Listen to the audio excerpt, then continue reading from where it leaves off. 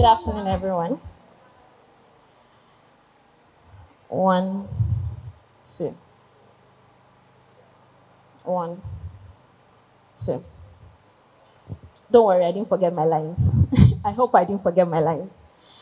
I'd like you all to close your eyes and imagine a scenario with me.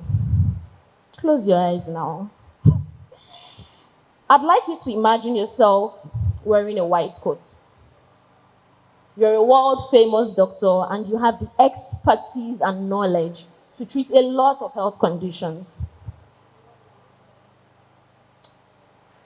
Now, you have to treat 72 billion people. Are we all picturing? Right. Now, 7.6 billion people that you have to treat. Imagine that every 2 seconds, 1, 2, a person dies. You should be opening your eyes right now because that's a very gory sight, right?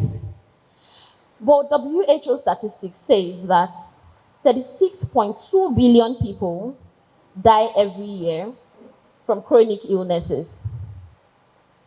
That's in 2 seconds, somebody dies. 1, 2. Somebody's dead. Another person just died. In the year 2000, chronic diseases were 4 of the 10 leading causes of death in the world. As at 2019, chronic diseases are now 7 of the 10 leading causes of death in the world.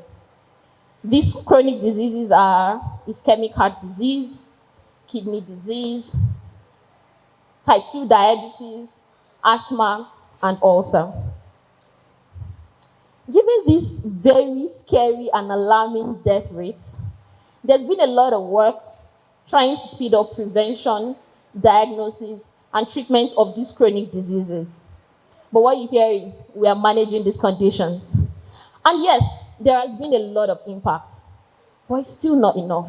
And then it begs the question, is it that these drugs that they are bringing up do not cure these conditions? A research by Robert Wood Johnson Foundation shows that health habits account for 50% of the health outcomes that we have. So that's health habits on the blue side, 50%. Medical care, that's the drugs that we take, accounts for 20%, while 30% are the others. This means to reduce the burden of loss from chronic illnesses, we need to focus on the blue side, not the yellow side, right? Years ago, a girl child was diagnosed with ulcer after an episode that she described as piercing pains in her stomach walls. She went to the hospital and she was given drugs to treat this condition. And she was told to avoid some food. She took these drugs and she felt better. And then she went back to her usual way of life. Oh, she was a Coca-Cola addict also. And fast forward a few years later, these piercing pains resumed. When she got into the university, she found this unique cocktail of mixing Coca-Cola and coffee. So she could stay up awake to read all night. As expected, the ulcer came back and it was worse. Then she went back to her old lover, the medicines, trying to feel better by taking the medicines. And as the years progressed, this piercing pain in her stomach walls was a normal occurrence. She just had to take her drugs and she'll be fine. Unfortunately, it so happened that, in some weird way, the pains were replaced with machetes. So it was like a double-edged machete slicing the insides of her stomach. And it was so bad that she was coughing up blood, and she had to be rushed to the hospital. It couldn't have been peptic ulcer. It wasn't supposed to be that bad, right? Well, it was that bad, and she narrowly escaped. Oh, I am the girl child. That was my story. And this was because I constantly made wrong lifestyle choices that affected my health. And now I have to take my drugs every day. I mean, I always have my drugs in my bag. It's that bad. But it was a decision that I made because I was wrongly choosing the wrong lifestyle choices. Lifestyle choices come in so many different variations. I mean, do you like to slouch when you sit? I can see some people not sitting up straight. Do you like to take Coca-Cola every day so it gives you that buzz? Or do you need to just, smoke a joint to be able to focus? There are some people who have to go into the kitchen at 2 a.m. in the night to eat so that they can sleep. There are so many lifestyle decisions that we make that greatly impact our health. While they vary, there is something that is constant. It is that when you choose A or B of these lifestyle decisions, it definitely has an impact on your health in the future. As an undergraduate, after my cocktail of coffee and Coke, I had an exam, one of those clinical courses, and I had to go in to, write, give them marking scheme. I hear they call them scholars in Unilorin. I was feeling like a scholar. So I went into this exam hall and my village people came for me. I totally blanked out. If you've had that experience, you can wave. Ah, yeah, great.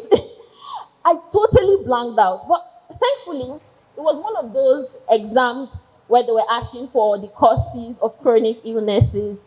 And everywhere I saw smoking, I just ticked it. Like, I didn't even bother reading the question. If I just see, oh, what is this? And I see smoking, I ticked.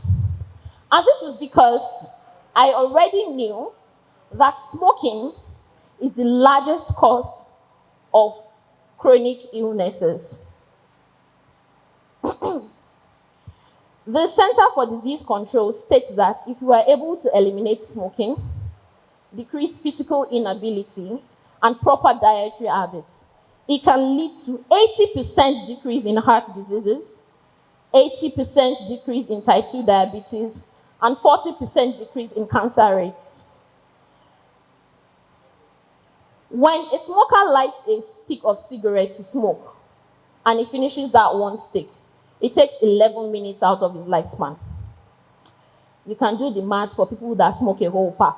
How many hours of their lifespan they take from smoking. And the truth is, people that smoke are aware of the risks. I mean, it's written there that smokers are liable to die young, right? But they're like, YOLO, just take it and enjoy life. And this just goes to say that people are aware of the risks associated with choosing these wrong lifestyle decisions, but they just choose to not do better. When it comes to health, we constantly make wrong choices for our health. And because we are very irrational in our thinking, we have this thing called the present bias. We think the future is still really far. I mean, enjoy your life today, you don't know what happens tomorrow. But eventually, the tomorrow comes and you have damaged it from the wrong decisions you made in the past. And then you say, oh, I'm too tired. Oh, God, I'm nervous to come on this stage. Give me a bottle of Coke. I still did it behind there. God forgive me. Or I need to focus. Just, pass me a joint. And we do that. We consistently do these things without realizing that that future we think is really far is just tomorrow or today. And the truth is, we actually can do better. Cancel that. We actually need to do better. And luckily for us, we are in an era where there's a lot of innovation going on to help us do better. The scope of healthcare is generally changing from just medicine approach to a more holistic approach that encompasses everything, your lifestyle. People talk about diet now. And then you see that there are a lot of people coming up and talking about their mental health challenges because there is that avenue for them to open up. And this is because we are focused on solving chronic health diseases through a root approach. Now, if you do not understand the basis, it might be difficult for you to prefer a solution that is sustainable in the long run.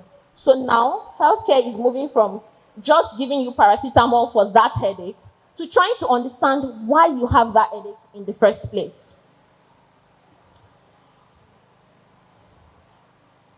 In recent times, my work has evolved around helping people leverage tech to do better and manage chronic illnesses. And beyond chronic illnesses, we also help people that do not have these chronic illnesses not come down with the chronic illnesses. So it's more like preventive care.